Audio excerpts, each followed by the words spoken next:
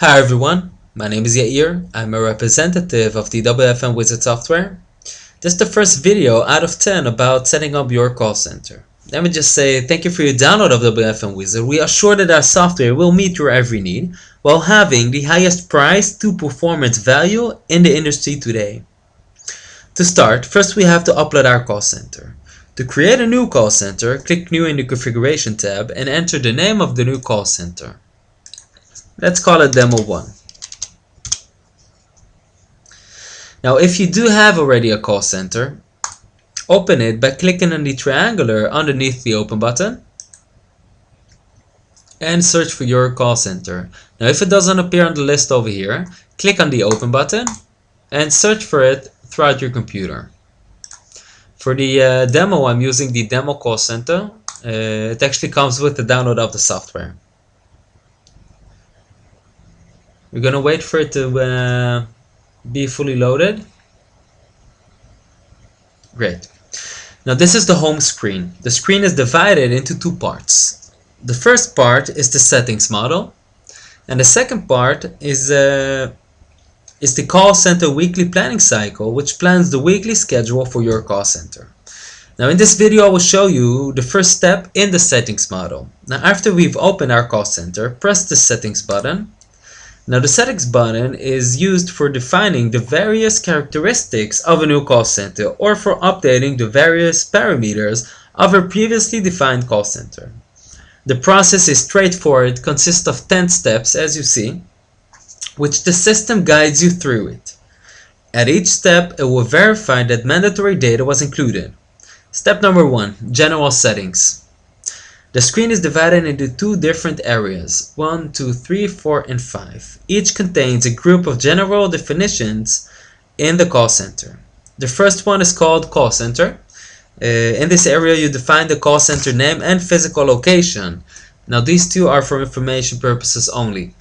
We can see at the bottom the outdated after is an optional alert that will remind you to return to the settings in order to keep the basic information up to date.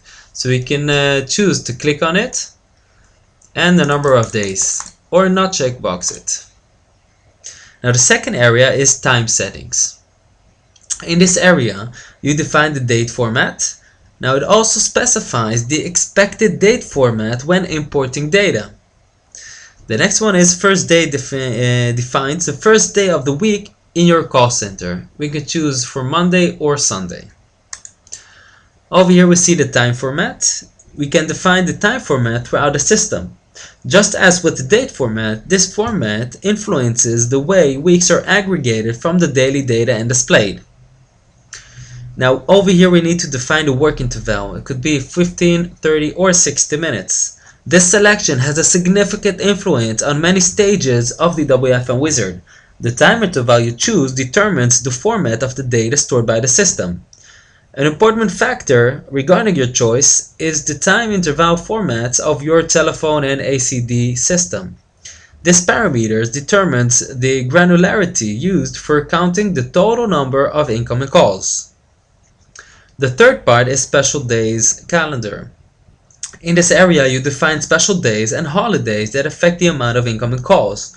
Now defining a date as a special day will help with the accuracy of the system forecasting. To define special days, we will select the country. As you can see, WFMwizard has already contains built-in calendars for some countries. Now if you wish to specify dates for a different country, we click on the Add button. We click on adding a flag and the name of the country. Now after creating a new country, or if you want to edit an existing calendar, we click on Edit. We can see the list of all the special days. If you want to add a special day, we click on the plus, give it a name. Or if we want to delete it, we can remove it by pressing the minus. Great. Now as you can see, each date had 3 checkboxes. For the day itself, for the day before, and the day after. You can define them as special days as well. Now the next step is the teams.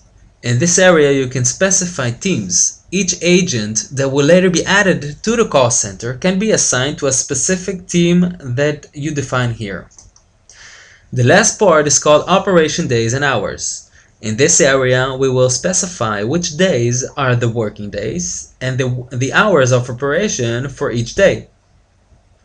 For each day, we need to specify if it is considered a weekend day. You can see it over here. Now, this making of weekend days helps you with call centers where agents are obligated to work a specific amount of weekend shifts as opposed to weekday shifts.